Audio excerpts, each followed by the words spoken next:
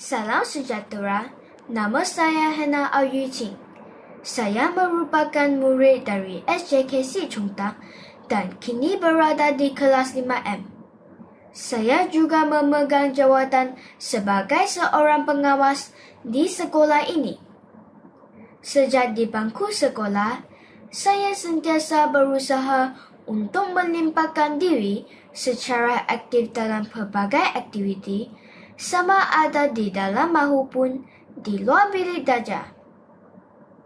Pada tahun lepas, saya telah menyertai beberapa pertandingan di luar sekolah seperti catur dan taekwondo. Penyertaan ini bukan sahaja memberi saya pengalaman baharu, malah membantu saya membina keyakinan diri serta semangat daya saing yang sihat. Selain itu, saya juga aktif dalam pertandingan peringkat sekolah. Antaranya ialah pertandingan syarahan bahasa Melayu dan bercerita dalam bahasa Inggeris, di mana saya berjaya mendapat tempat keempat bagi kedua-dua pertandingan tersebut.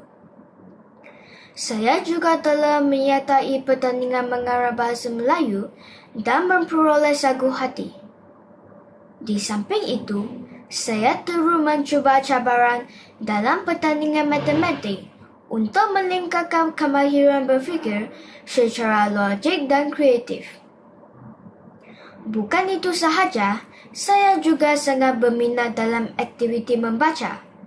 Oleh itu, saya telah berjaya mendapat tempat ke-8 dalam kategori pelajar terbaik bagi program nilai peringkat sekolah. Pencapaian ini memberi saya dorongan untuk terus membaca dan menambah ilmu pengetahuan. Hadirin yang dihormati, pada hari ini saya ingin memperkenalkan kepada anda semua sebuah cerita yang sangat menarik dan penuh pengajaran, iaitu Burung Tulang Berbunyi Malam. Hasil penulis Nurul Azin Arifin. Cerita ini mengisahkan tentang usaha, kesabaran dan ketekunan dalam menghadapi cabaran hidup. Melalui cerita ini, kita dapat mempelajari bahawa kejayaan tidak datang dengan mudah. Kita perlu berusaha secara berterusan, tidak mudah berputus asa dan tidak bertangguh dalam melakukan sesuatu perkara. Sikap rajin dan berdisiplin amat penting untuk mencapai matlamat yang kita impikan. Sebagai penutup, saya berharap agar cerita ini dapat memberi inspirasi kepada kita semua untuk terus berusaha dan tidak mudah mengalah dengan mengejar kejayaan. Sekian, terima kasih.